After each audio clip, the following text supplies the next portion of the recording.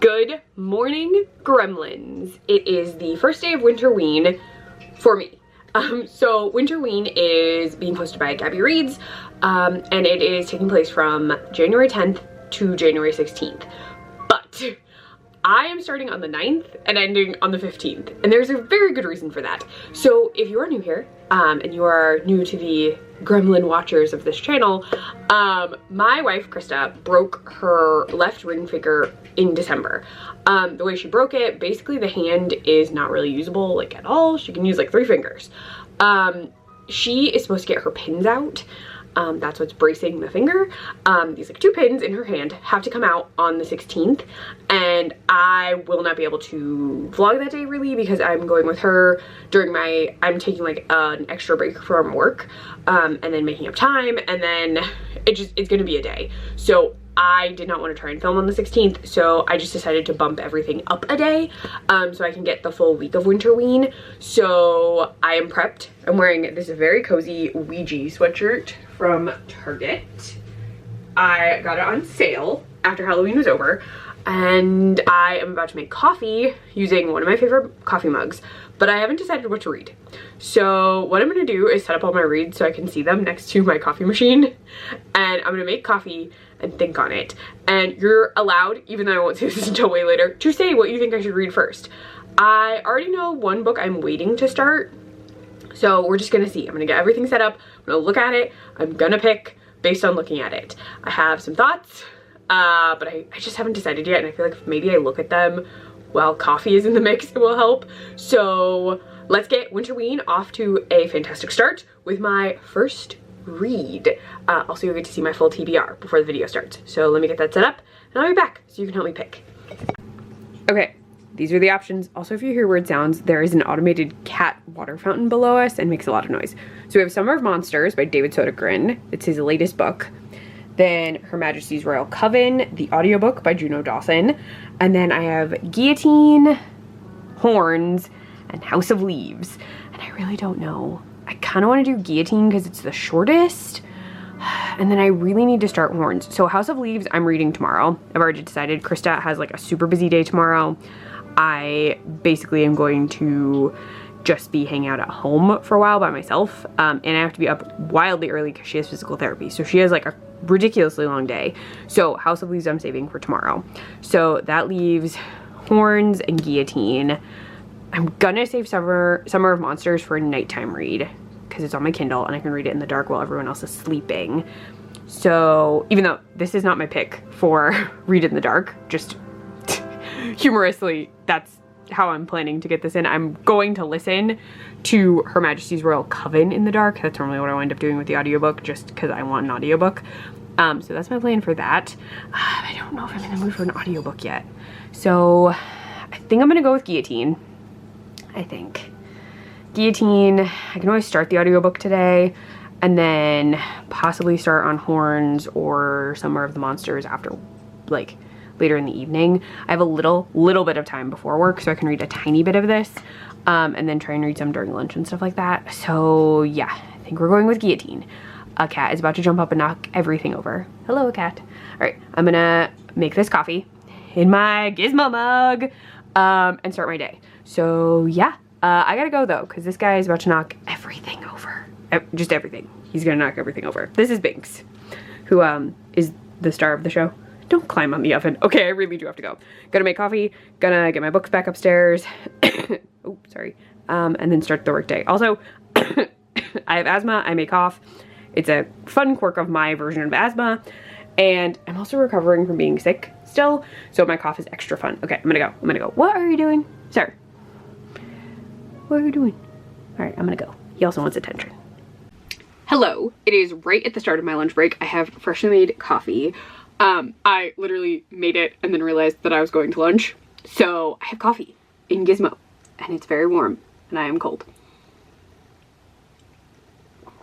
Delicious. Okay, so I am updating you because I was able to read some before work. I read a teeny tiny bit while I was processing something. I just like needed it to do something and it was taking forever.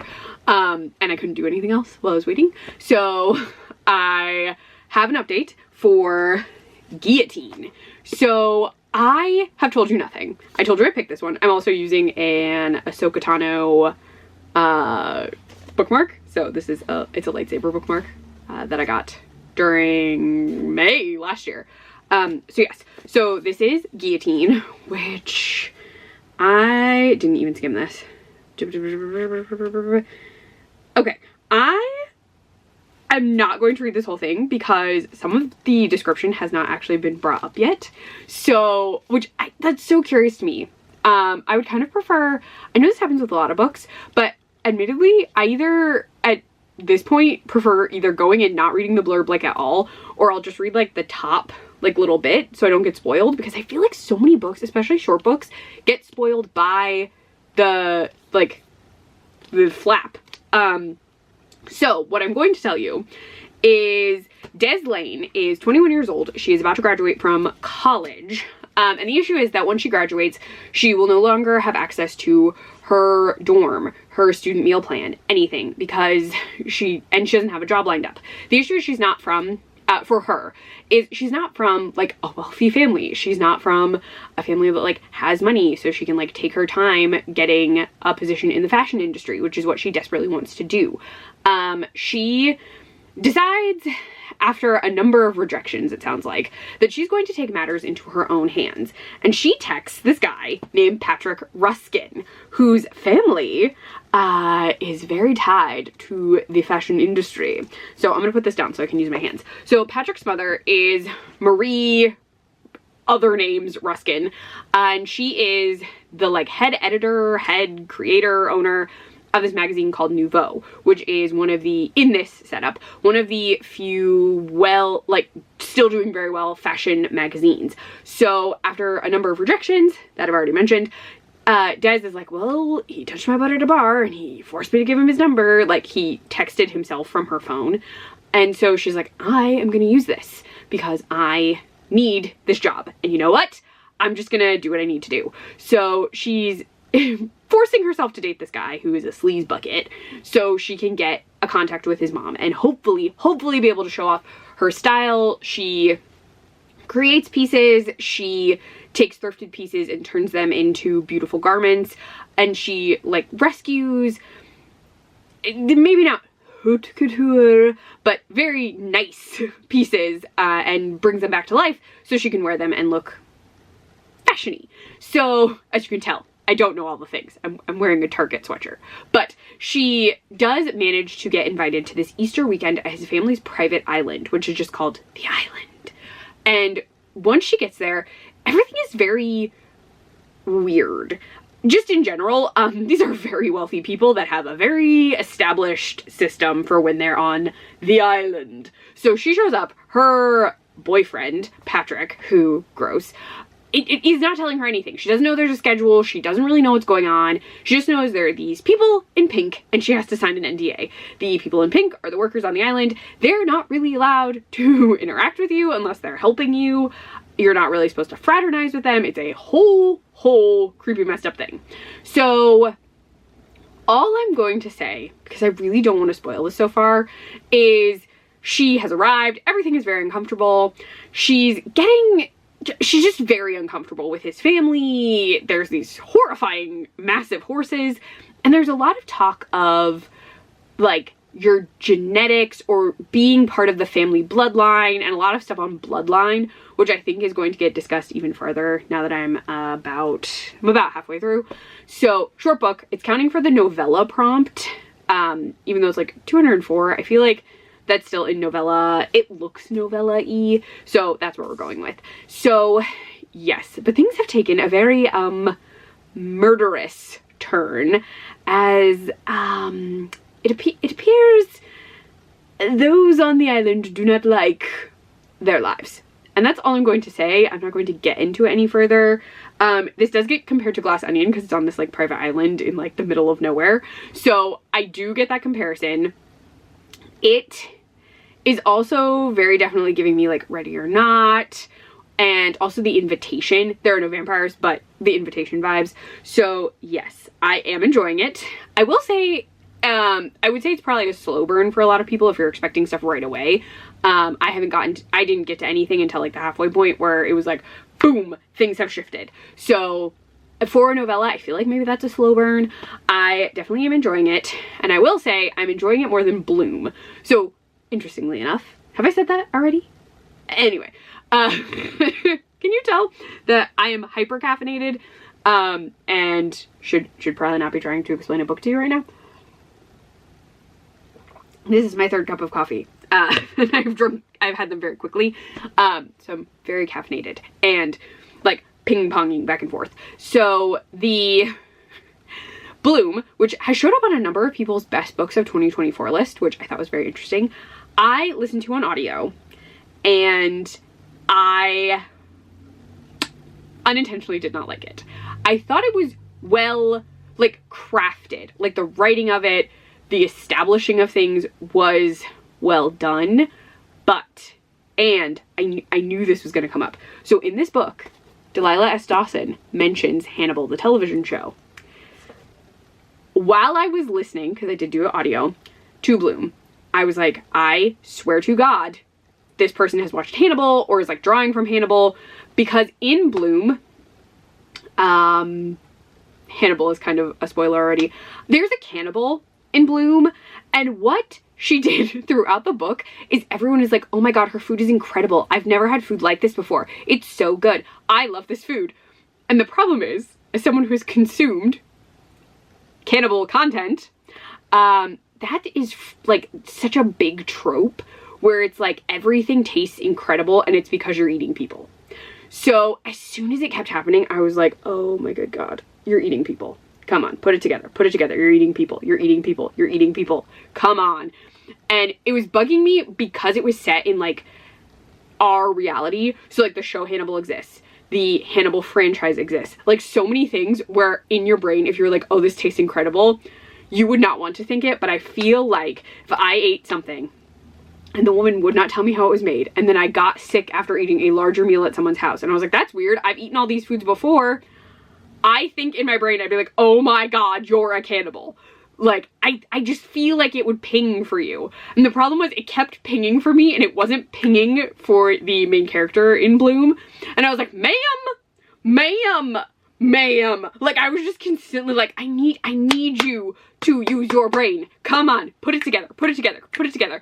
So the main character infuriated me because I was like, I need you to, come on, honey. You can do it. You can do it. Why does the food taste so good? Why is it now making you violently ill? Why do you think it's weird that she never eats any food that she has not prepared? Come on, come on, come on. Get it. I need you to get it. Hannibal made Will breakfast. She made you breakfast. Come on, baby. You got it. And she didn't. And then I was like, ah! So that is literally the only reason I didn't like Bloom, was I was infuriated by this woman who's like, everything is delicious, but oh my God, it's people. Like, she just couldn't make the jump. I was like, I need you to make it. I need you to make it. I need you. Nope. Okay. And that's it. And that is on me. It was well written. The narrator for the audiobook was wonderful. I liked that it was sapphic, but I could not get over the main character the entire time. So this, I am loving Des. I love Des so much. I do though think Des also made a critically incorrect error at a certain point. And I'm like, oh, honey, I know you wanted that connection, but maybe break that NDA. Or like break the rules of the NDA that were also tied into like behaving at the island. But I'm gonna go. This is a long clip for me just to tell you about two different Delilah S. Dawson books. I'm enjoying this. I will check in with you when I finish it. It'll be sometime tonight, because I don't think this is gonna take me too much longer. But yes, so I'm going to go. It's a very quick read. I remember Bloom was pretty fast on audio too.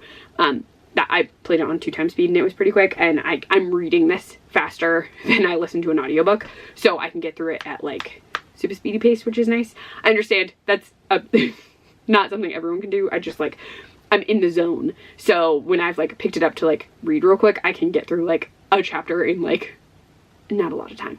So yeah, I'm gonna go. I will talk to you when I finish Guillotine and crossing off the first book for Winterween 2025. Bye, Gremlins, for now. Okay, you're at a very goofy angle, but Binks has been sleeping on my pillows all day. Hi. Hello. I don't know, he's been there all day. All day. The tripod is a little high, but it's fine. It does a little a little bit after work, and I finished Guillotine. I really enjoyed this.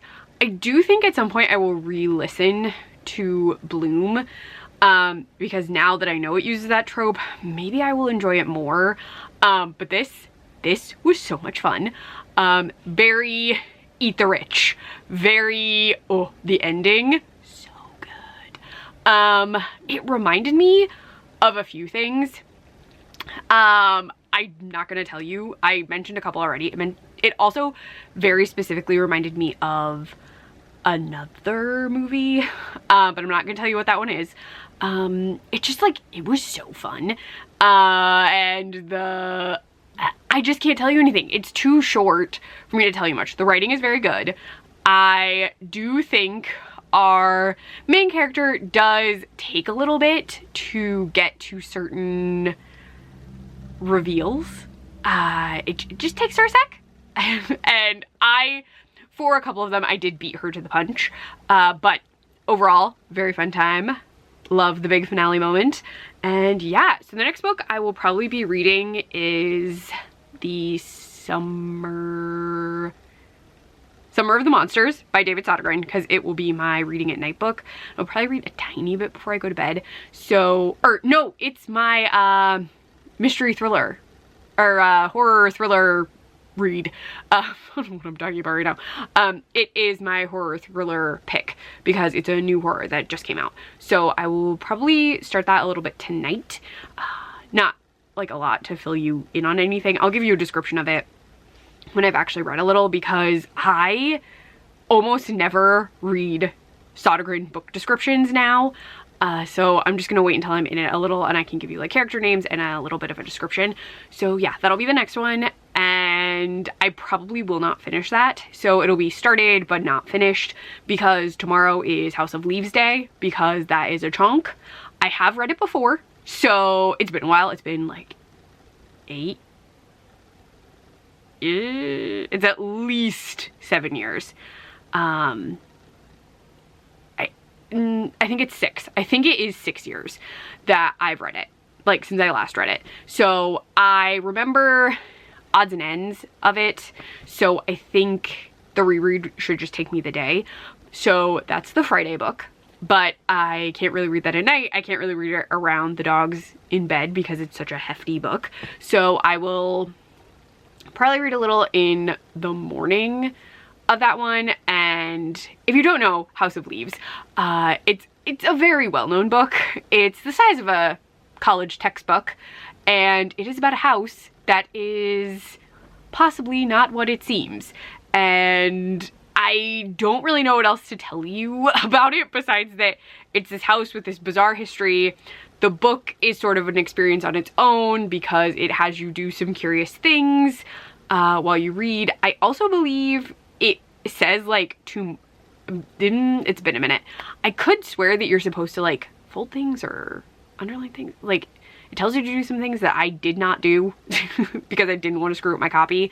But I do remember it. It's very curious. And I think you have to move the book a few times to read it. It has been a minute. But yes, I'm just going to tell you it's a book about a house. I'm reading that one for book with a house on the cover or the spine, because the house is both, I believe, on the cover. There are houses on the cover and there's a house on the spine specifically. So I'm doing it for that prompt. I'd been wanting to do a reread and this seemed like the perfect opportunity since the theme for Winterween is haunted house. So yes, that will be my during the day / evening. That'll be like my all day Friday read, and then I probably won't read anything that night because I will be tired. But I do want to start Summer of the Monsters if I can tonight, just so I've got it like started. So yeah, that is the plan. I have stuff I need to do, so I'm gonna let you go, but I wanted to let you know that I had finished Guillotine and I highly recommend it. It's short, it's fun. I got this for Christmas, so I just thought it would be perfect to fit in here for the novella prompt. Ooh, I didn't bring my notebook in here. I'll show you me checking off the prompt so you can see the little write-up I did in my current book journal. I don't even know what to call it. It's Wednesday, like the series Nevermore book that I got in the mail to review. I wound up on a mailing list a long time ago, and sometimes they sporadically resend me things. Like they'll just send me something out of the blue, and this was one of those out of the blue things. I included it in the video, I talked about it, I showed it off, and I wanted to use it for my reading journal this year because it's a little sturdier than what I was using. So yeah, I did a little, it's not a spread, I'm not a journaler. I just did like a page where I made little check boxes for myself so I can check off guillotine. So I'll do that for you really quick, and then I will continue with the evening because I just have stuff to do. Krista and I are going to chill because she has a super busy day tomorrow. So I probably will not talk to you again until the morning. So I will see you for coffee, dear gremlins, and a different coffee cup. Okay, hi. This is not coffee. This is still my gremlin coffee mug. Memory like a goldfish today. I said I was going to show you my little spread for Winterween. So there's just like random stuff over here. Let's get this open. This is my January video plan, which shows you Winterween. Ta-da! I'm also planning to hopefully watch Her Monster and The Substance because those seem particularly interesting. And then this is the little tiny spread. There's some stuff over here. Downside is I am holding you with my right hand and I can't actually cross this off. So, yeah. Where this is, I can't set up the tripod. So just pretend I crossed this off. See, read a novella, manga, or spooky audiobook. That is this one. Ta-da! And then, House of Leaves is the house or home on the cover. And then, read a horror thriller is Summer of the Monsters. In theory, I could switch these two. Because Her Majesty's Royal Coven is, I think, possibly a thriller. I'm just leaving it here. I always wind up doing an audiobook for Book in the Dark, typically for a ween challenge. So I'll just do that when I can. But yeah, so this I'll probably start a little bit tonight, and then this is tomorrow. So yes, I will cross this off. Imagine a little Chucky, a little Chucky. That sounded like I said Chucky. I have a Chucky doll over there. A little check mark right there. But yes, I will now officially probably not see you again until I make coffee in the morning to prepare for my House of Leaves reading before work. So I will talk to you tomorrow, gremlins. Good morning, gremlins. My eye looks a little funny. It actually looks okay to me. I woke up and it started watering, and I've had some issues with my right eye, but it seems okay. I actually did not put makeup on it. This is makeup from yesterday that didn't come off, and I didn't want to scrub up my eye. So yeah, I had to add makeup to this eye to make the match, which probably the makeup that didn't come off yesterday is probably why this eye was acting up too. But anyway, it is House of Leaves Day. Giant book. But yeah, I didn't read anything last night. Had a little wine, we watched Gilmore Girls, I fell asleep. So didn't read any of the David Sodergren books, so I have nothing to tell you. But yeah, I start House of Leaves today. It is very early. Krista had to go in early. Well, she had to leave early because she had physical therapy this morning. So I'm gonna make some coffee, I'm gonna read a little, and then I gotta go to work. So I'm gonna start the big guy. Got a cup. I'm wearing my Nevermore Academy sweatshirt. It is cozy. It was from Spirit. I had to pay full price for it though because I bought it too close to Halloween. It's the only comment I have. But I wore it for my birthday and it's comfy. I like it. I'm wearing this and some leggings and very cozy. But yeah, I'm gonna make some coffee. I'm gonna show you my coffee actually. So let's, should still be able to see my face. Let's turning. You can look at my not super clean cabinets. So because I'm wearing my Nevermore Academy sweatshirt, I'm using my Wednesday cup from Big Lots. If you look really closely, Thing is on the stay. And because, sorry, I'm tired, not like super tired, but I'm a little tired, I'm having the Dragonfly Inn Talk Fast blend because it is a dark roast and should wake me up. Sorry about the coughing. Again, asthma, recovering from being sick. I'm gonna cough a little. But yeah, so I'm having this. I've been trying to only make the Gilmore Girls coffee with my Gilmore Girls cup, but I wanted this today as opposed to like any of my other coffees, so that's what we're doing. It's actually all set. I just need to push that button. These are the other ones I have left. So I have Stars Hollow, Hazelnut, which is really good, and this is just a general coffee. It is still very, very good. I'm making this one for Krista a lot because when we watch Gilmore Girls, she wants coffee. So I've made that. I'm gonna toss that back here. I have a little bucket that I put coffee in. I also have an iced coffee, like a container of peppermint mocha I need to start drinking. So I might have that later when I warm up a little. I don't know. But I'm gonna make coffee. It's taking a sec to wake up. Oh, it's about to make coffee. But I'm gonna go. So enjoy the cute cup. I will head upstairs and read a little. I might take you with me, I might not. I don't know if I'm gonna do cute little reading shots with House of Leaves right now or not. Oh look, it is making coffee. Talked long enough that it's actually brewing. But I'm gonna go Gremlins, I'm gonna get situated, maybe show you me reading, maybe not, I haven't decided yet. But I will fill you in when I'm a little ways into House of Leaves.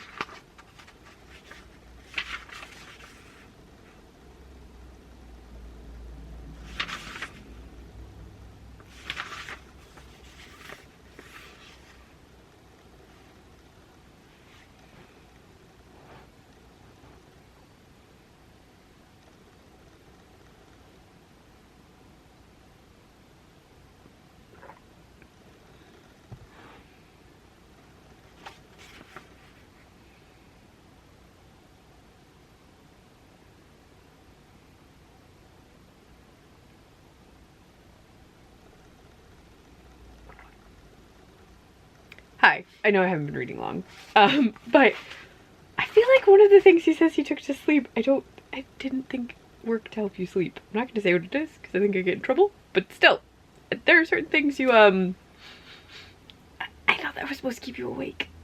That's just me. I don't know. I've never taken it. I have no idea.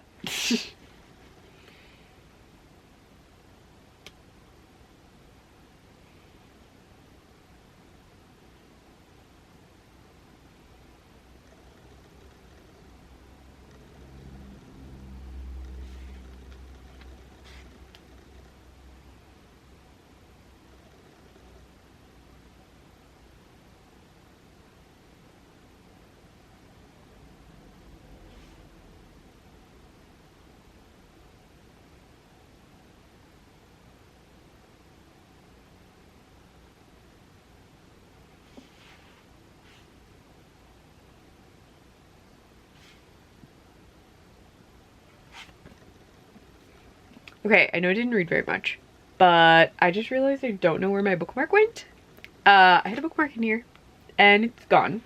So I'm gonna go on a bookmark hunt, because I would prefer my cats not to steal it. So I'm gonna read a little more later, after I know where my bookmark went. So yes, I will fill you in when I can. Again, it has been a minute since I read this. My version, anytime the word house is used, it's in blue, and it actually has a key. I think it said I have the... oh gosh, where is it? There are different versions. I have the 2-color version. At least that's what this says. Marked as such. But yeah, but I'm gonna go find my bookmark because I would like to know where it went. So I will talk to you later. Hello, I am so cold, which makes no sense. I actually turned up the heat in the house because I am freezing. I'm giving you like a 2-second update. I am currently eating peach Pop-Tarts. I got so hungry. Normally I don't get this hungry like until later in the day, but eating a peach Pop-Tart, I already ate one. And I have more coffee. I've had so much coffee. But I was able to read a little bit of this, and I wanted to check in just super quick. I feel like I have Pop-Tart on my face, but okay. I had forgotten a couple things that I feel like I need to point out. So the book itself says it's by Mark Z. Danielewski, but the book itself has its own lore. So House of Leaves is actually about a specific house. That house is on like Cedar Ash Lane. And the house itself is documented in interesting ways. So we are introduced to a guy named Johnny who has found seemingly reams and reams and reams of paper by a man named Zappano, who was collecting information about this particular house that was lived in, oh gosh, I have to look at the name, by a family with the last name Navidson. So he is writing a book about something called like the Navidson tape. I literally just looked at it. My brain was like, what? I blame that I'm cold. Yes, the Navidson record. So Zappano was collecting information in a textbook style setup for the Navidson record. And then Johnny has found Zappano's work because Zappano has died. And Johnny is adding footnotes, translating things, and seemingly editing it together so it can be published. Now, the curious thing is Johnny informs us that the Navidson record doesn't exist. The Navidson record that Zappano insists is real, there is no record of it. So Zappano is talking about a house that appears in a tape that doesn't exist, but there are articles about this tape that doesn't exist in his footnotes. It is a very, like, the point of this book is to confound you. So you're supposed to think, are these events real? Are they not real? Is Zappano telling the truth? Is Zappano lying? Is Johnny telling the truth? Is Johnny lying? And if I remember, Johnny's an odd man. And Johnny consistently is odd. And if I remember throughout this, Johnny starts appearing more and more. And I feel like there are a number of interpretations for this book. If I remember correctly, my interpretation the first time was very tied to Johnny, and I am still getting that. I may tell you my theory at the end since it just varies, but I'm not far in at all. This is a monster book. There are giant footnotes. It's a beast. This may not even, I may not even finish this today, even with my extra reading time tonight. This may just be I'm going to finish it before the reading challenge is over. So where I am so far, the Navidsons have moved in, the Navidson tape has begun, and they have noticed that the house is not correctly measurable, and a closet has appeared. I'm not going to continue to give you like minute by minute updates on this, but I just wanted to tell you I'm not very far, but the house has already started being weird. Navidson and his wife are freaking out that the house is being weird. And freaking out is correct. I would also freak out if a closet appeared in my hallway suddenly, and I'd be like, where did that come from? Because they were gone. I'm sorry, this is so floppy. Like, they were gone, they came back, there was a closet, and the wife's like, who broke in and put a closet in our house? And then the realtor's like, no one broke in and put a closet in your house. And then her husband is like, well, maybe it was there before we missed it. So it's just this very odd, like, setup. If you did not know about it, the book We Used to Live Here very definitely drew some inspiration from this, because that book is also about a house that seemingly changes, and a network of houses. It has the same feeling, though in that one they mention Reddit a lot, online sources, stuff like that.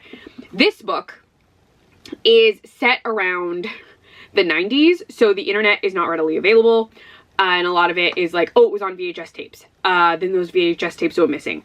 Like all of this stuff. So I'm having fun. I do enjoy this book.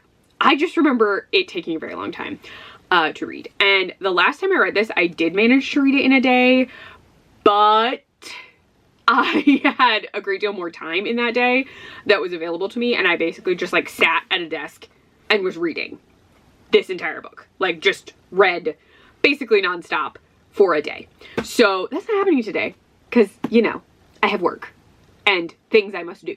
So I will read this as quickly as I can. If I don't finish it today, it's no big deal. I'll just stretch it out. I'll start the audiobook that I need to start probably on Monday. So this will get done, but I may read other things / audiobook it. Not for this. I don't even think an audiobook for this exists. I don't know how that would work. Anyway, I have to go, but I wanted to update you because I had forgotten about the author and the author and the author. So I just thought I would bring that up. But I gotta go. I will talk to you later. This book is enormous, and I feel like if I'm moving correctly, I will drop it on you. So I'm gonna go. I will update you, my dear gremlins, when I am much further in this book. Like, a lot further. I think I'm only like 40 pages in. I don't know. These are like Bible thin pages, all right? Okay, I'm gonna go. I will talk to you, gremlins, when I am farther in to the madness that is House of Leaves. Hello. It sounds like absolute chaos. So Chloe and Kira are playing tug, and we'll show you. So they're playing tug, so they're making a lot of loud sounds. Parker is drinking water upside down, which is a choice. Now he's like, wait, you can't show the internet I drink. Don't eat hair! Stop! He likes to eat hair off the living room floor, which is gross, and I don't know why. And then Bruni is behind me solely because he and Parker, they've been fine, but sometimes they get into skirmishes, i.e. they both try and pee on the furniture. So sometimes it's better if they're just not out at the same time. Bruni's been out all day hanging out. Parker's been crated and like out for some stuff, but Bruni is whining because he's in the crate. So they're slightly quieter now, so I can update you. I have House of Leaves right here, and I am, it's so hard to check what page I'm on. So I'm on page 253, which is Tom's story. It's the transcript of him in the, I don't even want to know, the hallway is what I'll call it, although they've given it like different names, like the anteroom and all this other stuff, and there's a stairwell. I am there. So, yes, this book, I was like, it's written so matter-of-factly right now. Like, everything looked very textbooky, and I was like, I know at a certain point, the formatting of this book goes absolutely, seriously? This is why you had the diaper on. He tried to pee on the Christmas tree. Yes, our Christmas tree is still up, but he has a diaper on, so nothing happened. Yeah, I saw that. And I couldn't even get, he has a thing on that's supposed to make him not, now you know you're in trouble. He's looking at me like, what, I didn't do it. See, this is why I put the diaper thing on. That's what that thing is. It's a belly band to stop him from peeing on things. And now I'm just like, seriously? Okay, I'm gonna give you this update after I've watched my dog attempt to pee on our Christmas tree, which thank God he has this diaper thing on. Hey! He just wants to be a menace. Very cute, this dog, but a menace. And don't give me the like, oh, he's just marking his territory. He's been fixed for a while. He is 3 years old and he has been fixed since he was 1. So it's not like, I'm sure boy dogs inherently just want to pee on things. Like my parents' dog used to like want to mark his territory all over the neighborhood. But Jen, and like he got fixed late in life, but he got fixed late in life. Parker did not get fixed late in life and should not have these desires. But anyway, let me show you the book. So I don't think it'll be spoilers. He already knows he's in trouble. He keeps looking at me like, you're gonna put me back in my crate. Yeah, I'm not particularly happy with you, Mr. Tried to pee on the Christmas tree. Hi, Kira. Okay, so you can look at Kira for a sec. So we get to the point, I'm gonna flip backwards just to kind of show you text. This is the part I remembered being bananas. Some of this is just reverse text. There are lists in the sides. At one point, there's a list of movies or something. This is the part where literally I was like, oh, this part. Because we've hit the point where just things are, it's like this for the rest of the book too. It just shifts in and out of like chaos. And on top of that, we get, so I had forgotten, there is an editor because this is the published version, but we also get the very long, which this is all that, are we gonna get to, sorry, my hands are super red because I was outside doing outs, which is also why I know he doesn't have to pee because he was out literally 30 minutes ago. Where is it? Oh, here it is. So like, this is from the editor. So everyone has their own font. That's the longest one from the editor so far. Where it is? Here. This is a footnote from Johnny. Because Johnny is not doing okay. So yes, that's where I will leave you.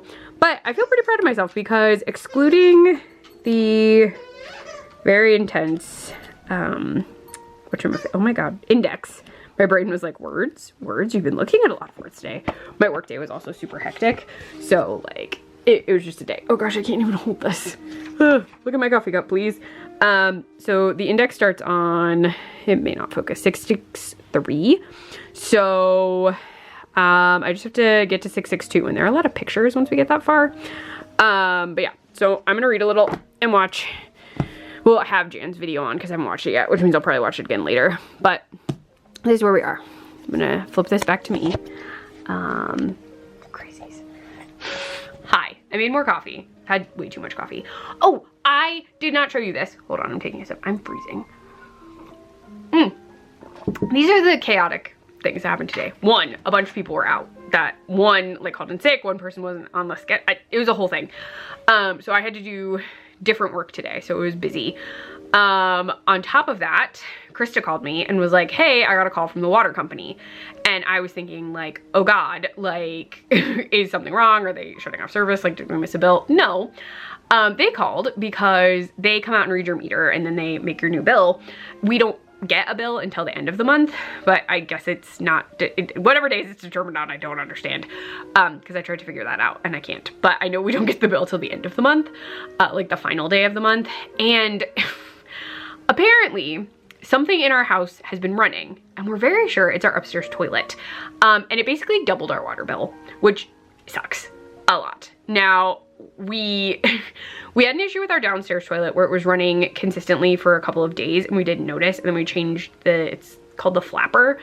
I think that's actually the technical term. We changed the flapper and that fixed the issue for downstairs. And our upstairs one had been acting up, but like it wasn't constantly running, it was just noisy, and it's still noisy.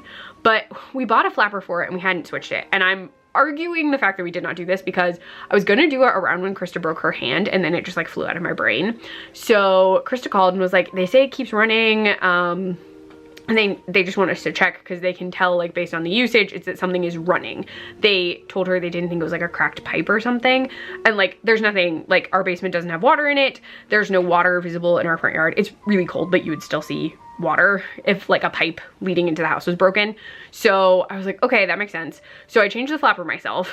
And then I was like trying to determine, because there was still water running, and I was like, something is still happening, like I don't know. And our toilets have these very weird things in the back. There's a lot of plumbing knowledge and I don't have any. These things in the back that are called, like, I don't remember what they're called, but they look funny, and they're supposed to be our floater. So your floater is the thing that tells it when to stop filling, and I think there's a problem with ours. And our toilets have the same one, and they're really weird. They're white. I can't find like an actual physical floater like outside of them. So like the floater either is the item or is inside the item. I don't really know. And so like I could not get it to stop running. I was like, it's still running. Even with a changed flapper, I really can't figure it out. So we had to turn off water to the upstairs toilet. It's just like completely turned off. And we're just using our downstairs toilet for right now. But her dad said he would come out and give it a look because he's had to fix some toilet stuff at their house. So he has at least some plumbing knowledge. Like, he would not come out and overhaul all of our plumbing, but he has some knowledge of toilets behaving badly. So he can come this weekend to look at it. So until he can look at it, we're keeping the water off to that one. And then hopefully he can figure it out. If not, we'll have to call a plumber because we have to figure out what's wrong with it. Sorry, there's a big cough. So yeah, so that was going on. And I was having to figure out like ways to fix the issue, or at least temporarily make the issue less bad. So turning off the water to the toilet was the only thing we could do. So yeah, so that's what we did. And then I feel like that's it for like things. Like work itself was busy, and then I was trying to deal with that like off and on because I was like, well, we have to get it to stop because the way the bills are generated, it's going to hit us in 2 different months.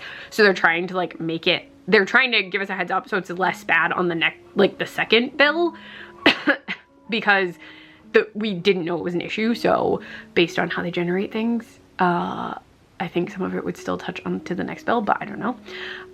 So yeah, so we just have to see what's going on. Yes, that's all for the hectic stuff. Positive stuff. Today is the 10th, and it is our I love you anniversary. So it's the first time Kristen and I said I love you to each other, and she actually had a local pizza shop that does heart-shaped heart-shaped pizzas for Valentine's Day. She actually had them make one for us, and she brought it for lunch. So we had heart-shaped pizza for lunch. We have half of it left because it's a big pizza, but that was very sweet. And I literally like had forgotten the date of today with like the toilet thing and work stuff had completely flown out of my head, and I completely forgot like it was even the 10th. Like I was like, what? It's a 10th. Like I just was so like mystified by today's date. I don't even know why. I literally just flew out of my brain. But yes, so that was very sweet of her. And it was a very nice lunch because she had court tonight, so it was also good because it was a bigger lunch. Oh, this is such a long clip. Oh my goodness. I'm gonna go after all of that rambling. I'm gonna drink my coffee. I'm gonna read more of this.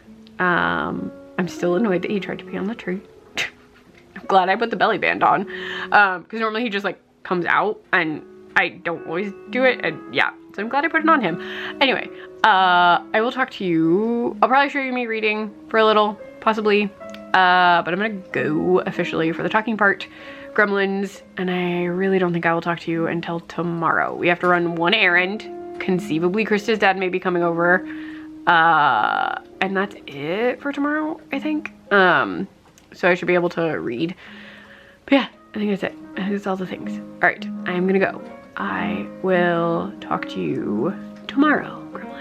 I'm on page 231 now, so almost halfway through, and I'm pretty confident that I could finish this tonight if I really tried and just locked in. You know, it was a chapter from Kamran's perspective, I forgot how to say the name, I'm so sorry, where I was a little bit bored because it was like all politics throughout the whole chapter, and it was just like a conversation between him and his minister, not minister, what the minister, yeah, the minister, Hazan, and they were just talking about the grandfather and Kamran's role, and then they talked about how he feels about this girl, because the king thinks that she's going to overthrow him for reasons. Now he's out to get her, he wants to kill her, he wants her dead by the morning, so Kamran's basically trying to like save her life somehow. I don't even know. It's feeling like a 5-star, y'all. It's still reading quickly, and I'm liking where the story's going, how the story's progressing in relation to the characters' interactions, and how they're like learning things about each other. It's just so well done, I think, and I'm not even halfway through yet, so high hopes for this one. The main thing with Kamran's kingdom or whatever is that they're running out of water, and so that's his main objective. But then there's Alize who comes into the picture, and then it's like a whole other thing. It's a fun time. I'm so excited. I hope I finish this tonight. We are actually gonna go Christmas shopping.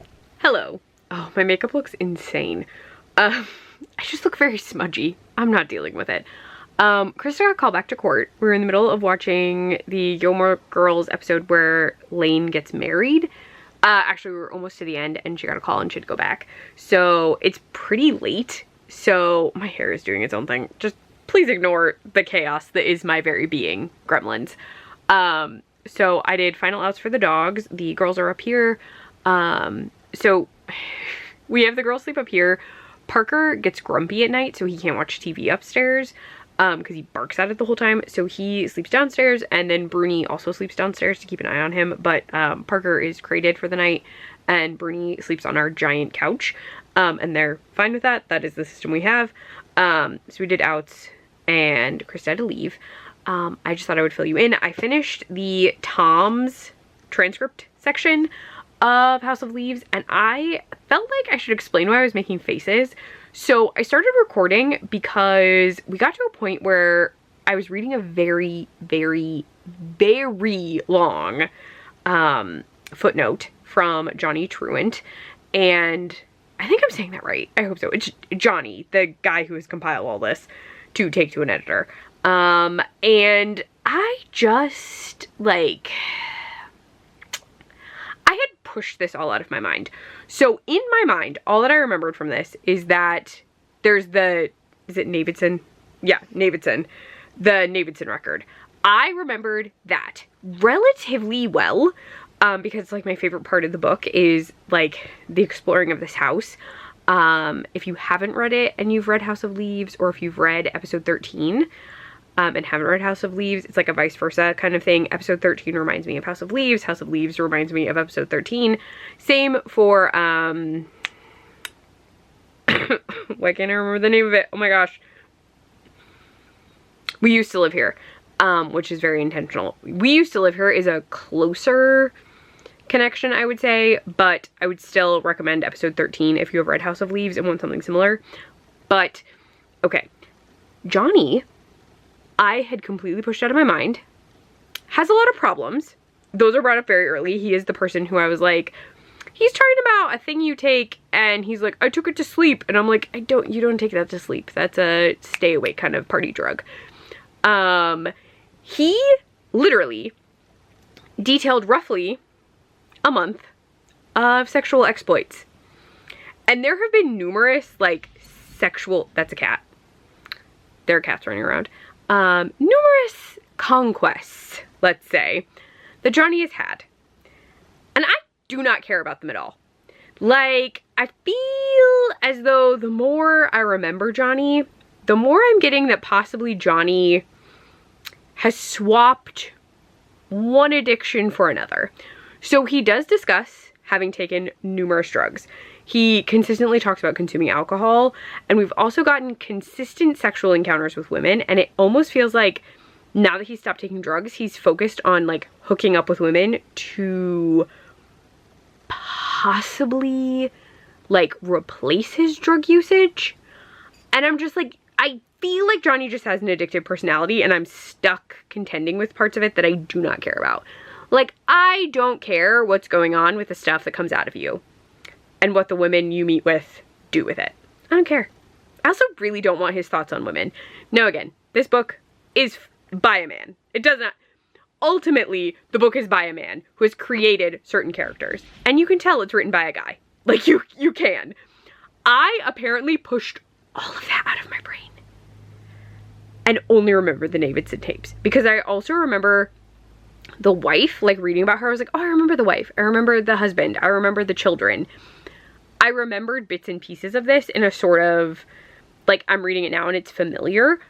All of Johnny's stuff where it's only about Johnny, nope, out of my brain. I remembered someone becoming fixated on the Davidson record as described by Zembrino, Mr. Z. That's what I'm gonna call him right now. I had forgotten how unhinged and how much I dislike Johnny because I remembered everything else and had pushed Johnny out of my brain, and now I'm rereading it and I'm like, ugh, I don't want this. I don't want to read about Johnny. I don't want to read his footnotes. I really don't care. I know there's more on Johnny that's supposed to, I think, make us like understand things, but yeah, I'm gonna read more. I just saw a Johnny footnote and I'm dreading it. I am enjoying myself. Ultimately, I am having a fun time. I'm on page 275.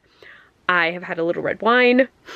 Krista was driving, so we got Olive Garden for dinner. We picked it up. She really wanted Olive Garden, and because we had to wait for the food, I had a tiny glass of wine, and then I picked up a bottle of Apothic Dark Blend and tried that because I hadn't had before. So I've had a little bit of wine, different wine than yesterday, and I'm just gonna keep reading.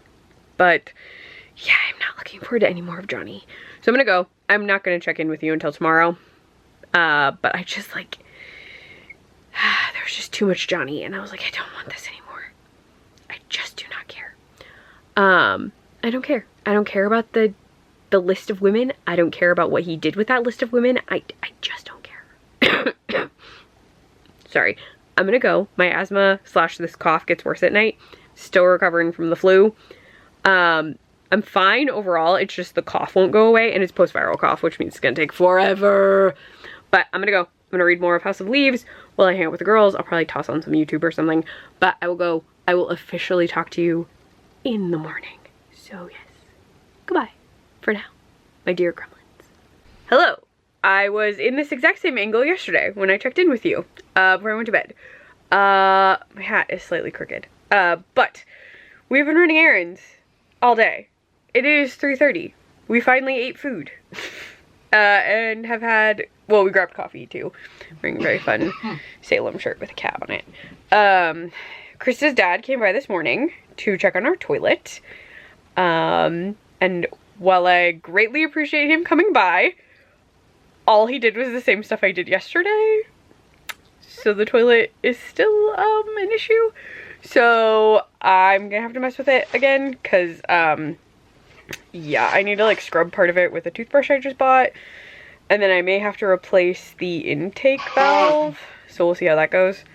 It's just water is still running out of the toilet even when the water is turned off, and it's not like running onto the floor, it's running like through the toilet's system, which means something in the back isn't closing. So it's either the flapper's not closing, the internet did say that the intake valve could have an issue and that it's just like not holding water. I don't know. I'm not a plumber.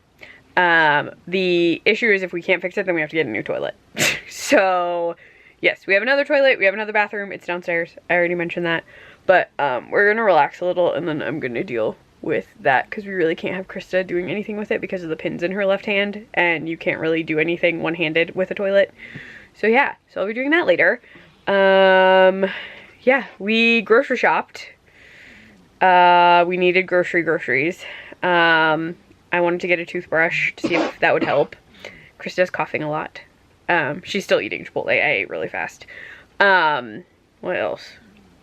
We got groceries. We swung by Target, primarily to get cat food.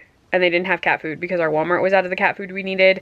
So then we had to drive all the way to a Dollar General that Krista found that said online it had our cat food. So we drove all the way there, got cat food, and then we had to get lunch, and then we came home. But we've just been like driving all over the place. We also went to Lowe's to look at toilets because her dad was like, oh, if you need a new toilet, it won't be very expensive. And then he said he could help us install it. Lowe's also does installation of toilets where they like take your old one away and it's a whole thing. So I don't know. Sorry. See, I'm coughing now. But tonight I will be messing with our toilet. Can you tell we're both still getting over the flu? But yeah, I haven't read anything else. So I have no book updates for you. I just said we've been very, very busy updates. There's a football game tonight at 7:30, so we'll probably watch that. I really want to try and finish House of Leaves this weekend because I need to read Hornstill and Summer of the Monsters and my audiobook.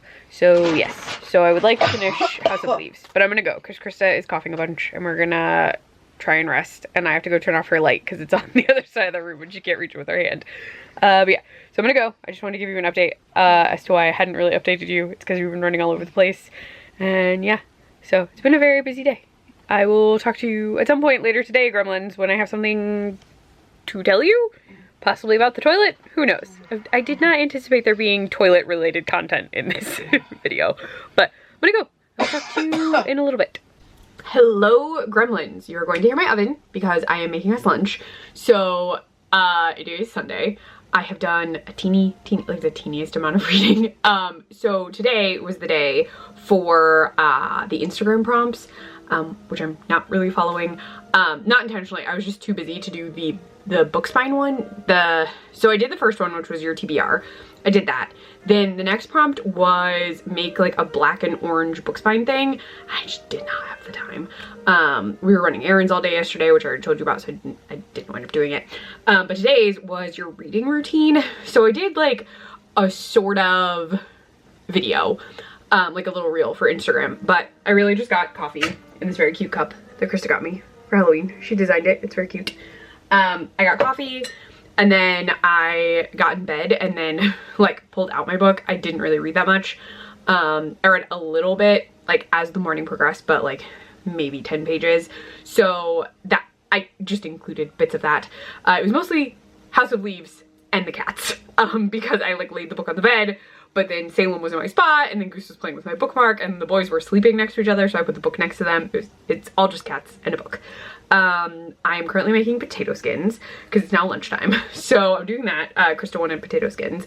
I thought super quick so I don't really have a book update. I would actually show you one mug I bought a little while ago, but I don't think I've shown any of the vlogs. And then 2 cup/mugs I bought yesterday. I have too many mugs. Krista and I have talked about going through our mug cabinet. We have a lot of mugs, and we just like need to. So that eventually is gonna happen.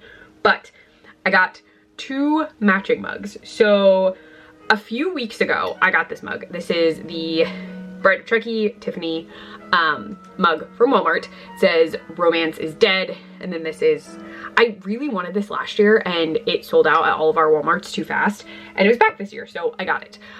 We were back at Walmart yesterday to get groceries, and I thought, oh, I'll just see if they have the mug still, and I was like, if they still have it and they have a Chucky, I'll get the matching Chucky one because I also really like Chucky, and they did. So I have the Love Kills Chucky in his like Bride of Chucky-esque setup. This is the most memorable version of Chucky to me, where he has like the staples and the cuts and all of that, and that's how he looks in Bride and Seed. I just remember Seed being on television all the time when I was growing up, and so this is the version that I like remember as my introduction to Chucky. So I got the matching mugs. I'll be using these. These will not be couples mugs. Krista's not a fan of Chucky. And then in a completely like unrelated to these cups, I bought this. I have never seen Bridgerton. I have been told I should watch Bridgerton, but I haven't watched it. But this cup has a little corgi on it, and it's so cute, and I had to have it. I think corgis are adorable. And I saw this and I was like, I need that cup. So I got this. I'm gonna drink wine out of it, or like cocktails, something fancy and not tea. I don't know why. In my brain I was like, this would be so cute to drink like a little cocktail out of. So I got this. I don't have it out, but they also had a corgi chocolate bar, and Krista was like, you have to get this. So I got the matching corgi chocolate bar. So at some point I'm gonna have like wine in the cup with the corgi chocolate bar, and it will be adorable. But that is just a little tiny like silly show you stuff. The Chucky cups were, these used to be cheaper. So these were each $9, and I would swear to you they were $5 like not that long ago, maybe even last year, but they've been raising the price of their stemless wine glasses and their cups because inflation, but $9 isn't too bad for a mug. The Corgi cup was 10, which makes sense to me. It's fancy, it's cute. It's part of this like Bridgerton Valentine's Day thing they're doing. So there's like multiple cups, there's teapots, there's just a ton of stuff. And so if you're a Bridgerton fan and want like cute, not super expensive stuff, there's even a plush corgi of the corgi from the show. I just didn't get it because it was $15 and I preferred the teacup. So I got the teacup instead. I'm gonna cough. Sorry. So I got the cup instead because I thought I would use it more. But yes, so if you like Bridgerton, I guess go to Walmart if you're looking for like fun Valentine's Day decor. They had a ton of stuff, like so much stuff. There's a whole section at our Walmart. But yeah, so I'm just waiting for potato skins. I'm gonna read a little because I can lay House of Leaves on my counter and read it. I'm at the point where I need to lay it down, or like it's heavy. It's heavy and difficult to flip. So I'll probably lay it on the counter. I'm gonna watch Gabby's latest vlog, so that'll be on. Again, I am rereading House of Leaves, so some of this I remember slightly. I feel like if I was reading it, when I read it the first time, I had no sound on and I just like read it. But since I remember parts of it, I don't feel as bad. Like I feel like I can listen and watch stuff, like have stuff on while I'm reading, because it's not the first time experience. So that's why I have sound on. But I mean, I also just like sound on. At this point in my life, like if there's no sound on and I'm reading, it normally makes me a little like, ugh, it's too quiet. So I'm gonna read. I'll show you some of me reading. It's gonna be very boring, I feel like, because I'm just gonna be sitting. Maybe I'll lean against the counter. Maybe I will hold the book. Who knows? I'm gonna go though. That like completely unfocused on my face. But I will talk to you later. Krista has court tonight, so I'm gonna read a ton while she's at court. And I really wanna finish House of Leaves today because I have 3 more books for this challenge.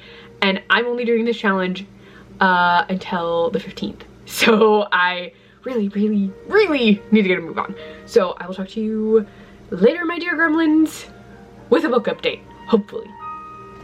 This one, Ling Han, for a House on the Cover, which I do plan to read a little bit later this week. I couldn't always read my book pick for this month, Dark Places by Gillian Flynn. This one's always an option. And then I recently just got this in the mail, Witchcraft for Wayward Girls by Brady Hendricks, which is like one of my most anticipated books of the year. So there's a good chance that I might get to this a little later on in the week. I also recently got an ARC copy of Wake Up and Open Your Eyes, which this is another horror novel that I've been highly anticipating. So this one could totally happen this week. Last night I decided to do some reading on my Kindle in bed, and I ended up starting on the book Rotten Tommy by David Sodergren, which I'm really excited that I'm finally getting into this one because David Sodergren has quickly become one of my new favorite authors. I actually read The Horror for the first time last Summerween, and then ever since reading The Horror, I have read 3 more books from this author. So this is actually my 5th book from David Sodergren, and I thought it would be perfect to read him during Winterween, because my first experience with this author was during Summerween last year. So now it feels like it's a tradition to like read his books during these refunds. I don't know. But anyways, last night I started Rotten Tommy. I got about 100 pages in. I got about like 37% of the way into this book. Holy shit, it is so creepy so far. So in Rotten Tommy, we're following this protagonist named Becky, and right at the start of this book, she finds a missing children's poster that like has her face on it when she was a kid, and she's like, oh what? Like that's so weird. And the poster is saying that she went missing like 40 years ago in like 1984, and she thinks that that's really weird because that's right around the time that her own mother disappeared. But she doesn't think that she ever went missing as a kid, so she's like really confused and really scared by like finding this. And then shortly after that, she finds in the wall of her dad's house, she finds all of these tapes like hidden in a wall. So she's gonna try to get the tapes like converted so that she can like turn them into files and watch whatever's on the tapes. And on these tapes, she finds out about this show that was called Rumplejack, and all these episodes are on the tapes. And it seems like it was a children's show, but it's like really weird and really creepy and unsettling. And she thinks she recognizes her mom as like one of the people on the show, and her mom's like an actress, I guess, but like still she's feeling very like disturbed and unsettled by like what she's seeing on these tapes. And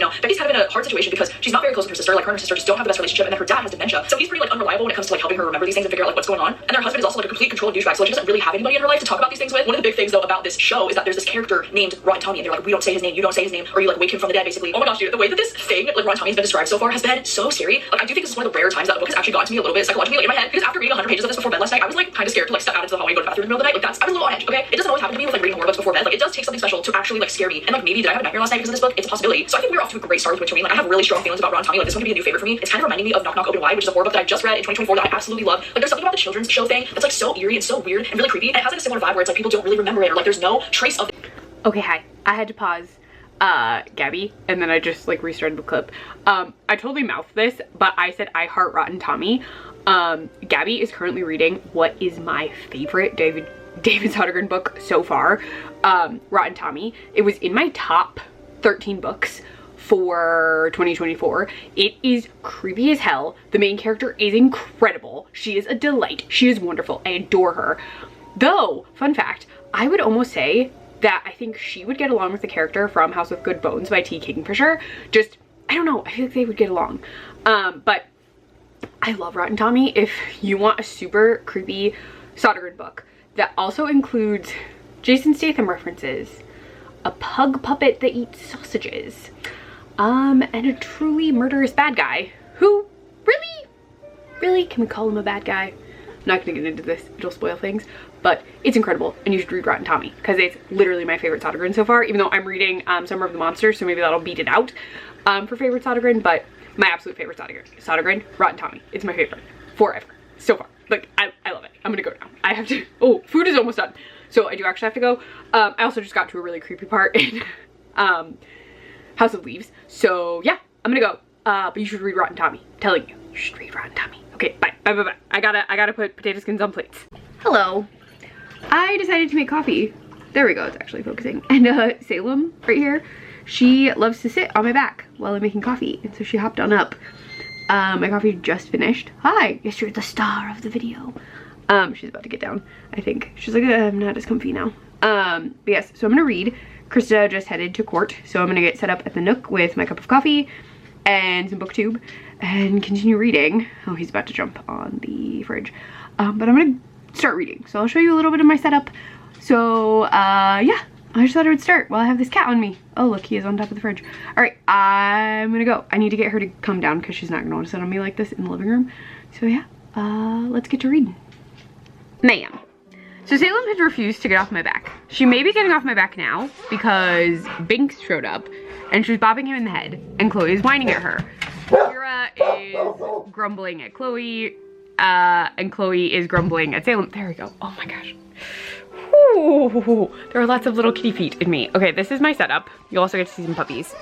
Currently, I have a Binks who has been attached to my hip the past couple of days. He just is. We are on page 355. Kira has a bone. Can't really see her. It's a little blurry because it doesn't want to focus. Bruni had a bone. Chloe is whining at Salem, which she doesn't normally do, but she is. I have, sorry, you can see the fan reflected. It's not a huge deal. I have Spicy Cat's most recent video on. Again, it's not really focusing because it wants to focus on the lights. But it's her, I believe her, cozy reading blog. And then, yes, so this is where we are. Just chilling. I'm gonna read, but chaos. Oh, the water machine is doing a thing. So I can't read. I gotta go in the kitchen and fix something. So yeah, I will talk to you at some point once I've gotten the water machine to stop making weird noises, because I know that's what that beeping was. Yeah, but I'll get comfy and read very soon, or as soon as possible, because I really want to finish this book tonight. Want to do it. Want to finish this tonight so I can read my other books. So yes, I will talk to you later. You're not getting cute, scenic-y, ambient like reading, because I can't really set you up like that today. I don't want to pull something out to do it, and we've got squeaking toys and grumbly puppies with bones, and Chloe's underneath me now. Chloe says hi. You can kind of see her, but yeah. So I'm gonna go. I will talk to you when I have a book update, my dear gremlins, where there are not squeaky toys, which are not my favorite thing, but I'll survive. All right, talk later about House of Leaves.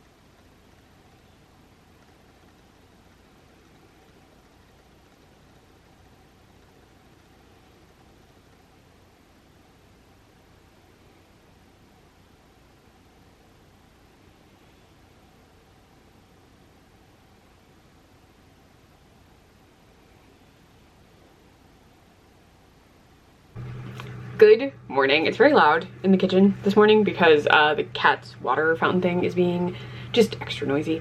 I probably need to like check it and refill it, but it is Monday the 13th. It is very early. It's cold. I need to turn the heat up. Krista has physical therapy this morning, so she had to be out the door really early. And so I am so tired.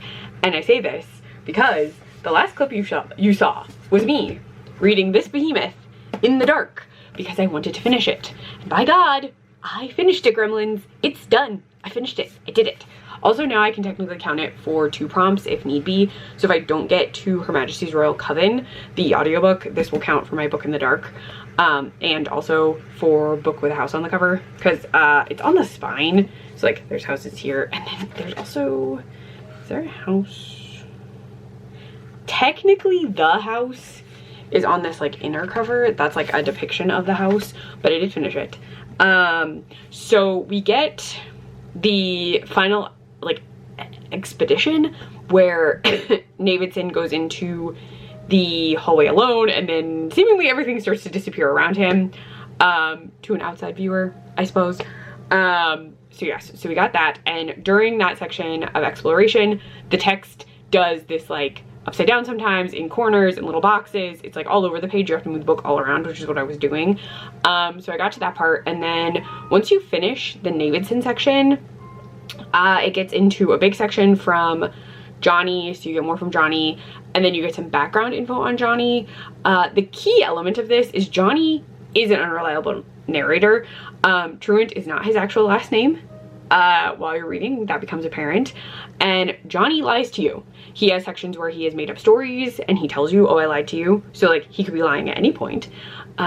He just seems to be having some kind of break with reality, and he, in this, House of Leaves itself is also mentioned technically in 2 different situations. And so is it possible that all of this is in Johnny's head? Is it possible everything was made up by Johnny? Is it possible he found things from Zappano and then he made up other things? You can't know.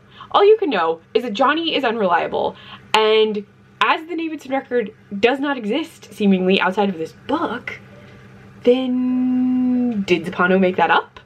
Did Zappano come from a different reality where the Navidson record exists? Who knows? But I did finish it, and I'm very proud of myself. I will say I did remember a couple things from this hefty beast, but I did not remember everything. I especially already told you this. I did not remember some things that Johnny talks about that no one needs to have in a book. I just didn't need his sexual exploits. I didn't. They were not necessary except to maybe show his like addictive personality. I don't think they were necessary. So still a good time. This could be shorter because some of Johnny could be cut out. Just saying. I'm just saying. But I did it.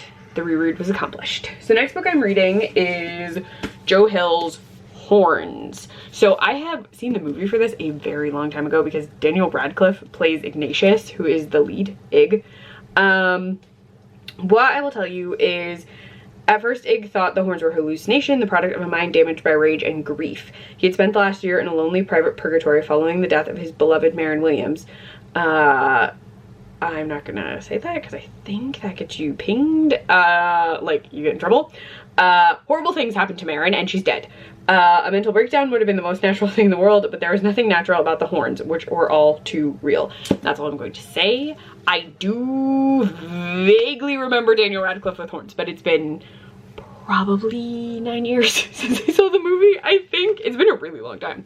But this is for a book published before 2005, I think is when I picked it. I think that's right. Pretty sure. I think so. I've had this forever. Or 2010. I don't know. 2015. I picked this for the published one. I know it fits. I just can't remember the name of the prompt.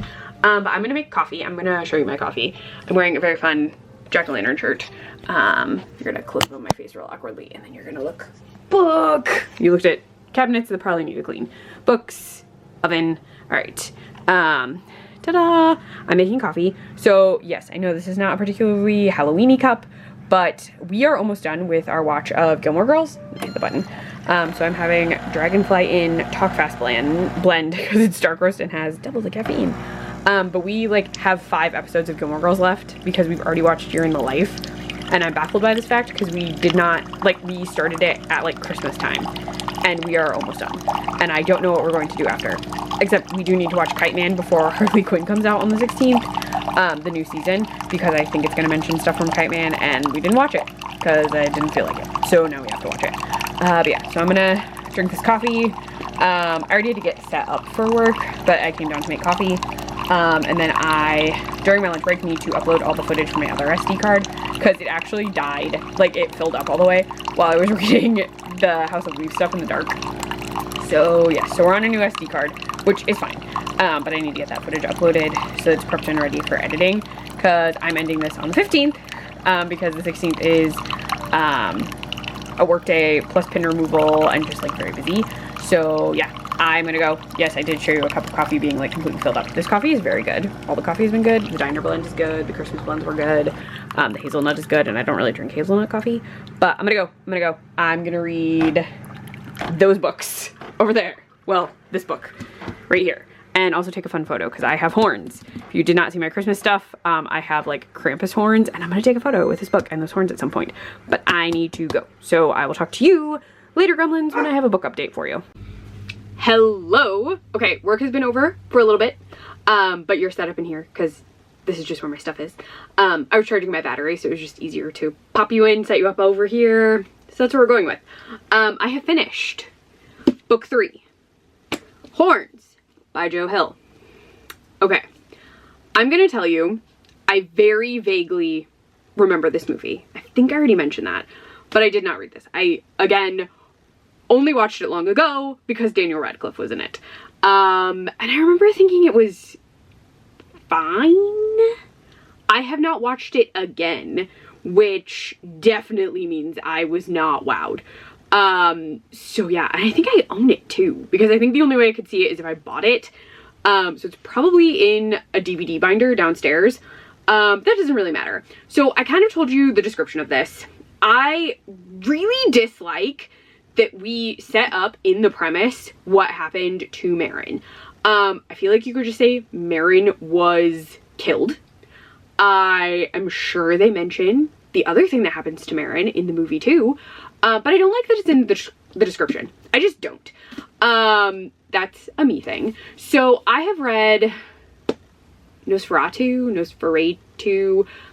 I feel like I always say it wrong, and I assume I'm supposed to say it Nosferatu, but his Christmas Land book that is very It-esque. This one, okay, so you already know that Ig, which, oh my gosh, so Ignatius Thistlewhite is a character in The Year Without a Santa Claus, and every time I saw the word Ig, I just kept thinking of Ignatius Thistlewhite. And I was like, oh god, this is not a claymation book. Like, stop. So.